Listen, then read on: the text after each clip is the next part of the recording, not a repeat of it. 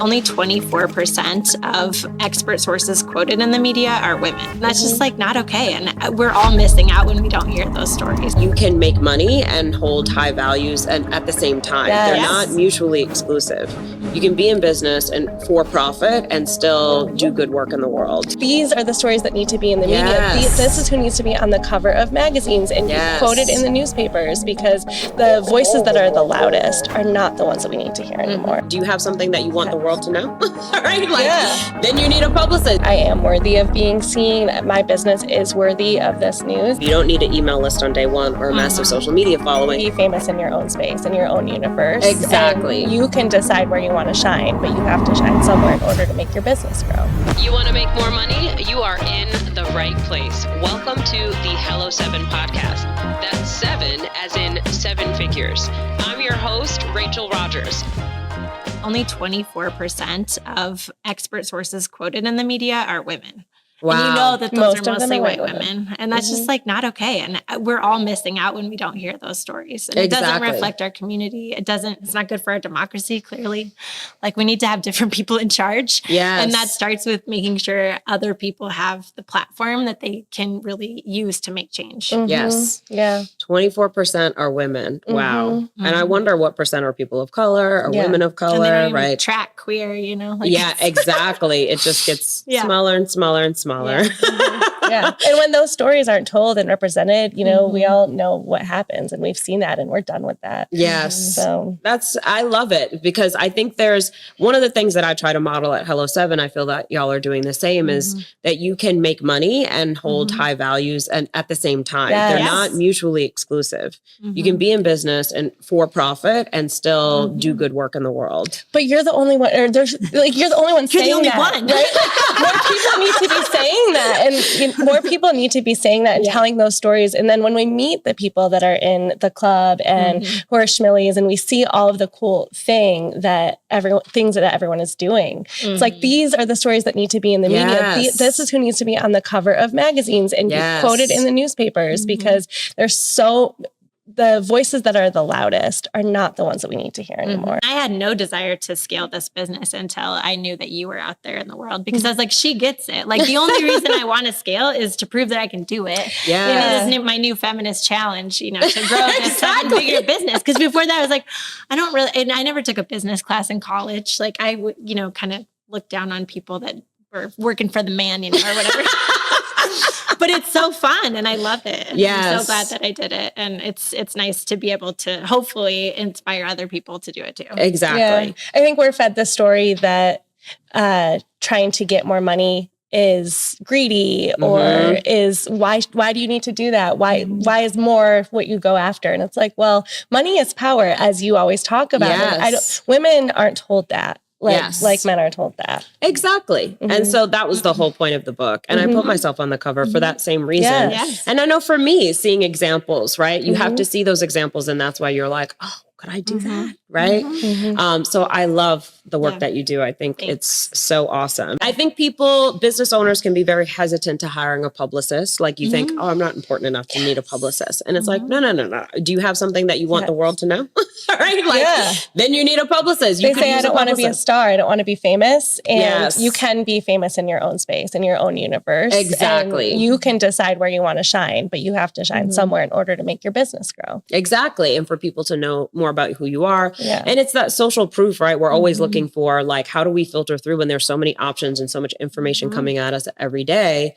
It can be social proof to say, okay, this person has been on, you know, the Today Show, right? Like that tells me something about them, right? Like they're probably a pretty legit expert. I mean, not necessarily. But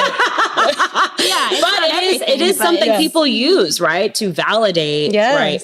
Whether they should work with somebody or that kind of thing. And it was something that, like, I wound up having something go viral. And that's why I hired a publicist, because I had a lot of stuff incoming. But then once I started working with them, I realized I should have hired a publicist a long time ago. I think if you have something to promote, right, then it can definitely help with, you know, getting the word out about your business. And I think the accelerator is so cool because people are afraid to commit to a publicist. You're paying a monthly retainer and it's like, is it going to work? It takes time. Yeah. Like with all good things, it doesn't happen overnight. Yes. Same thing with the mastermind. It doesn't happen overnight.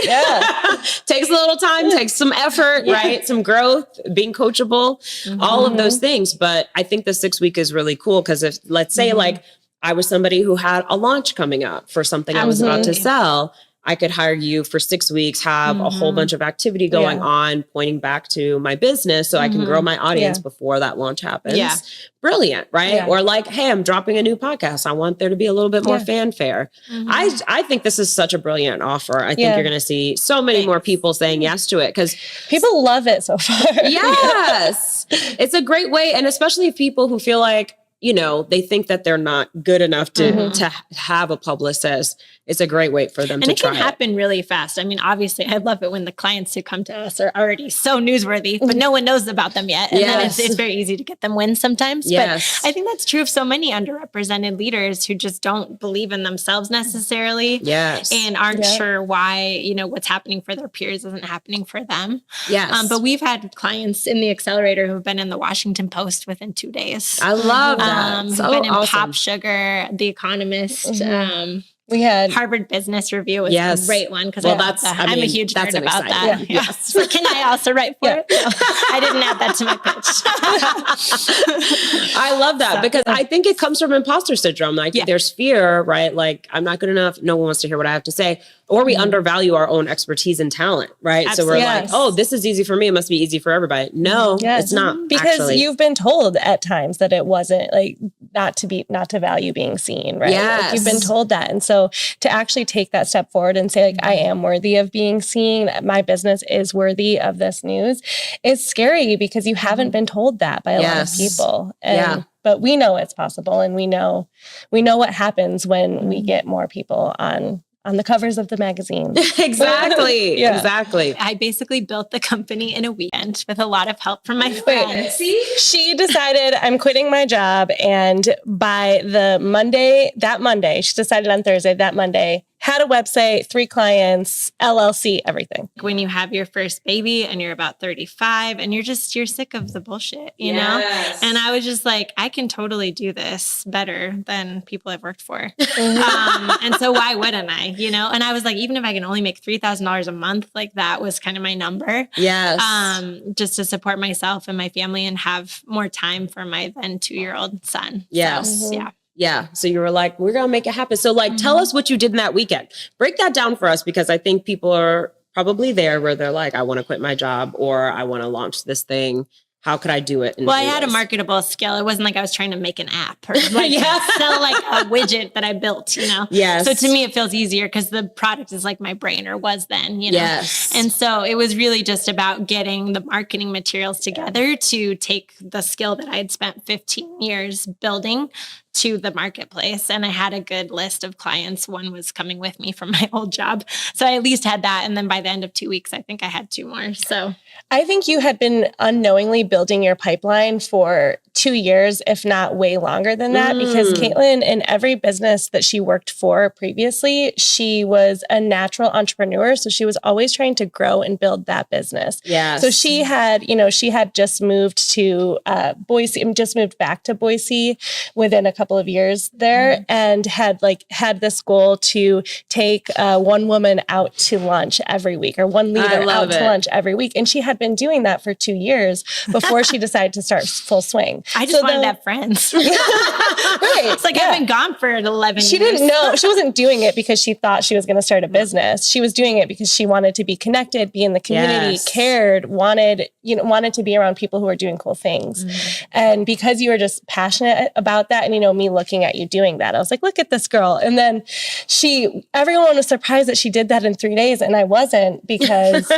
she had been building that pipeline. She just didn't realize that she was. I love the strategy of taking somebody out to lunch once a week, right? To build your network, to build your community. And everything doesn't have to have a direct and immediate ROI, right? Like the ROI can be something that grows over time. I think sometimes I think it's important to measure, right? To measure the things that you're doing to know whether they're working or not in a business. But I also think it's valuable to do things because, because you have an inkling that they're going to lead somewhere, it's okay to go down those paths sometimes. Yeah. It doesn't have to always be so obvious. I think because when we are trying to get to a result too quick, right, it feels very wham, bam, thank you, ma'am, right? And then people feel used, right? But when you say, let's just go to lunch because I need friends. Yeah. Maybe there's something we could do together in the future. Who knows? But like, let's just support each other. I think there are a lot of lonely people out there who want more friends. Well, and I think too, when you have a small child like that and you're in a place like Boise, Idaho, where there are plenty of